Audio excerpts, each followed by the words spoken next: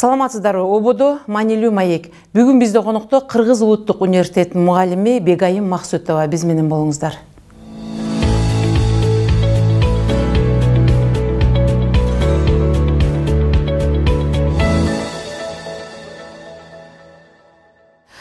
Саламатсызбы, Бегайым айым, биздин студиябызга куш келиптирсиз. Келе жаткан жаңы жылыңыз менен биз ар кандай кесиптеги инсандарды чакырып, бүгүнкү күндө 2018 жыл эмне менен эсинде калгандыгы жөнүндө маалымат топтоп аттык эле. Сиздин жеке пикириңиз жөнүндө ортого салсаңыз. Жеке мен оюм өткөн жылы боюнча бул биз үчүн ийгиликтүү жыл болду. Биздин жеке өзүбүздүн ишмердүүлүгүбүздө көп жакшылыктарды ушул жыл алып келди. Мугалимдер дегенде биз көбүнчө эле бүгүнкү күндө бир башкача ой калып калды. Мен билем, мындан бир нече жыл мурда мугалим деген нерсенин орду да башка болчу, окуучунуку да башка болчу.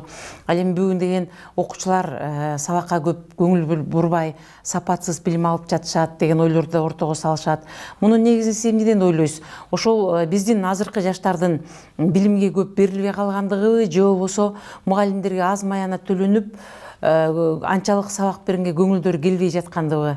Кандай ой пикирди айта аласыз? Деги эле бизде билим берүү системасы мамлекет тарабынан көңүл буруусу зарыл болуп жатат. Бул жеке эле бул бир кандайдыр бир окуу жай же бир аймак деп бөлгөнгө болбойт. Буну жалпы алганда менин оюмча ушу билим берүү системасына мугалимдерди эң биринчи бул мотивация жана каржылоону камсыз кылып берсе, мен ойлойм, бул биздин билим берүү системасына өзүнүн өнүгүүсүнө жакшы түрткү болот эле деп. Сиздин ушул мугалим болуп иштеп жаткан практикаңызда, мисалы, сиз тарбиялап чыгарган балдардан бүгүнкү күндө ушул мамлекеттик кызматта иштеген, же болбосо бир белгилүү болуп чыккан окуучуларыңыз барбы?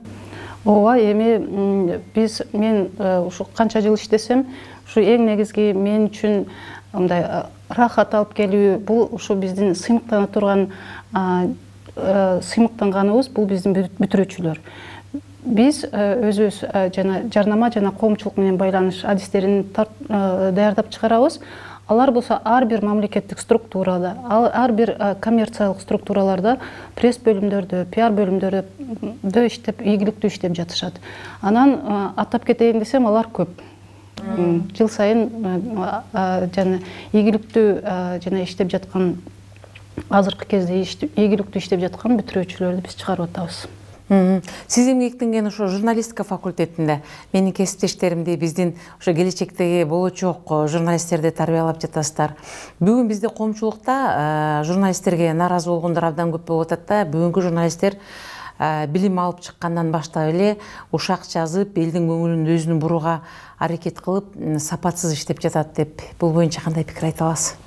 Эми мен ушу толук кошула албайм ага. Себеби деген азыр билим берүү системасы бүт эле башка чөйрөгө, экономика, коомдук жашоо чөйрөлөрү сыяктуу эле биздин жана ааламдашуу процессине көз каранды болуп жатат. Ааламдашуу процессинде биз ушу рыноктун талабына жараша жана адистерди даярдашыбыз керек. Анан рыноктун талабы боюнча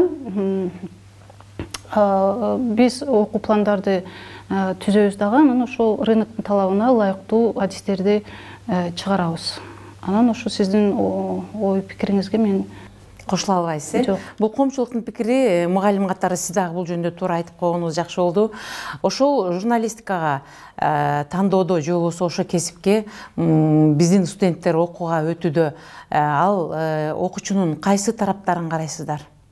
Эми өзүңүздөр билесиздер, мектепти бүткөндөн кийин алар жалпы республикалык тестирлөө тапшырат. Ошонун негизинде конкурс менен эң жогорку балдарды алган балдар өтүп кетет.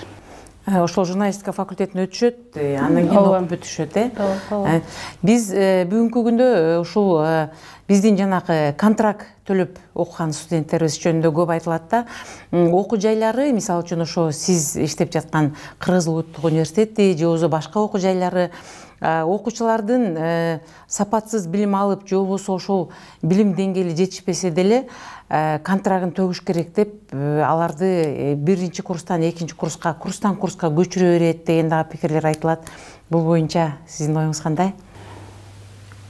Ошондуктан мен ойлойм, мен да кошулат элем ушул пикирге. Себеби деген качан гана биздин мамлекетибиз каржылоо маселесин чечип берсе, мүмкүн болушунча жана бюджеттик орундарды көбөйтүп берсе, ошондукта ушул проблемадан, ушул көйгөйдөн биз мүмкүн айрылат элек.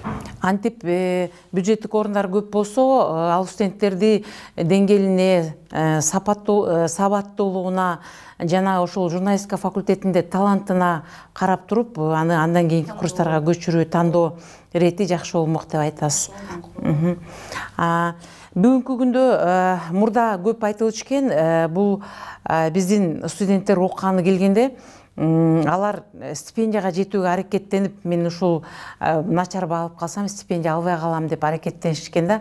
Ал эми бүгүнкү биздин студенттердин далалаты эмнеде? Алар эмне кылып ушу жакшы билим алууга умтулушат?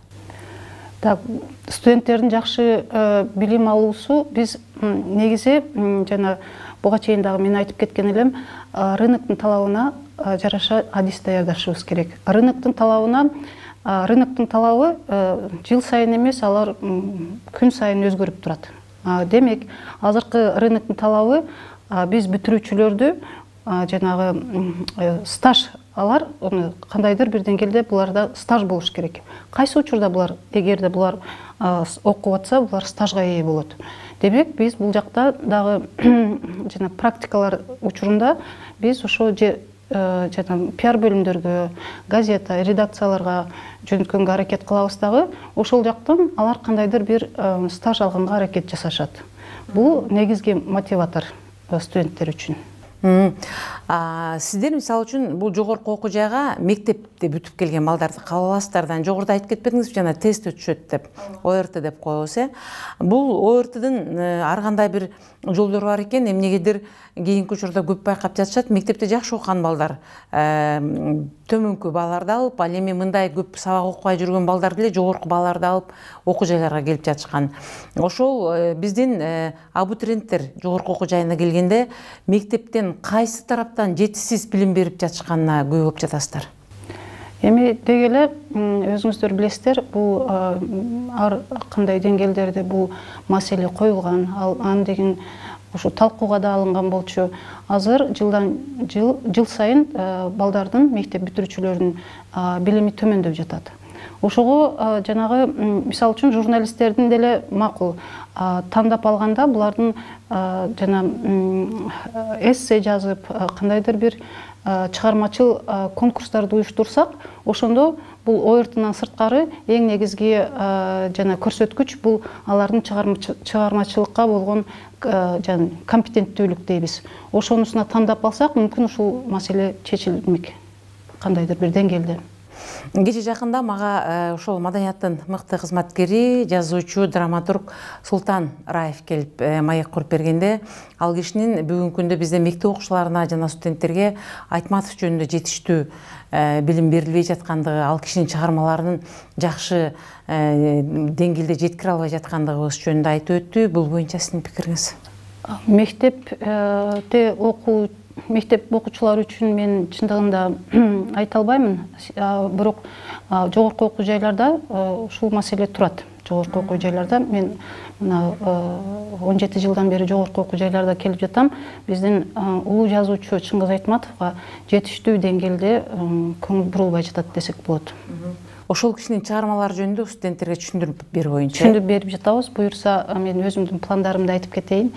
Ушул 2 жыл бою биз Чыңгыз Айтматовдун туулган күнүнө карата, бул жылы юбилейге карата жана Кызыл алма чыгармачыл конкурс уюштуруп келе жатабыз. Буюрса, ийгиликтерибиз жакшы, абдан. Аны деген бүт тараптан жана эссе жазуу, постановканы сахналаштыруу, Жана Чыңгыз Айтматовдун монологдорун айтып берүү боюнча биздин бирок ушул иш-чарабызды өткөргөндө ушунчалык биздин балдарыбыз баягы жан дили менен катышкандыгы билинди да. Ушул буюрса биз бул жана иш-чарабыз жыл сайын өткөрүлө турган болду. Анан буюрса бул конкурсубуздун деңгээлин дагы көтөргөнгө көтөрөбүз деген. Мындан келди биздин келечек муундар Айтматовго андай деле кош көңүл эмес, өздөрүнүн жүрөгүндө орду бар экени белгилүү болду. Бул негизи айтылат да, бир гана мугалимдин жүрөгүндө окуучулары, ушу студенттери 24 саат бою көңүлүндө турат депчи. Мугалим кайсы убакта өзүнүн жеке үй бүлөсүнө, өзүнүн балдарына көңүл бурат? Ушул менен катарлаш өзүңүздүн жеке үй бүлөңүз жөнүндө да тааныштыра кетсеңиз. Чын айтасыз, бул жана студенттер үйгө барганда деле биздин көңүлүбүздө турат.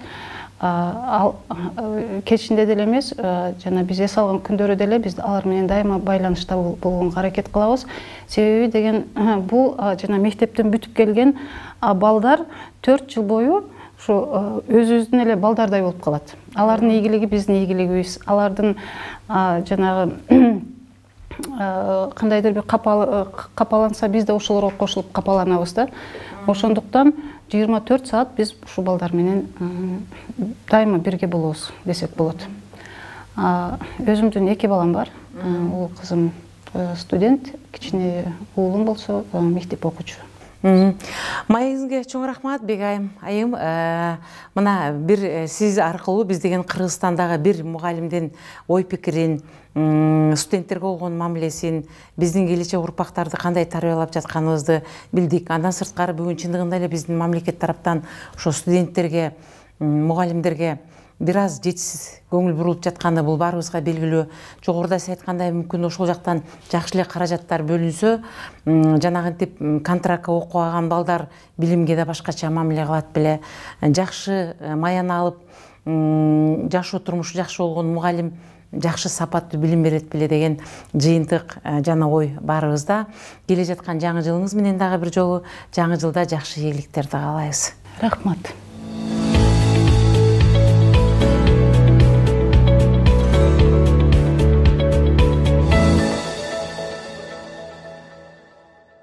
Ушуну менен маанилүү маегибиз соңуна чыкты. Бүгүн бизде конокто Кыргыз Улуттук университетинин мугалими Бегайым Максутова болду. Берүүнү мен Үмүт Мукамбетова алып бардым. Кайрадан кезишкенче саламатта болуңуздар.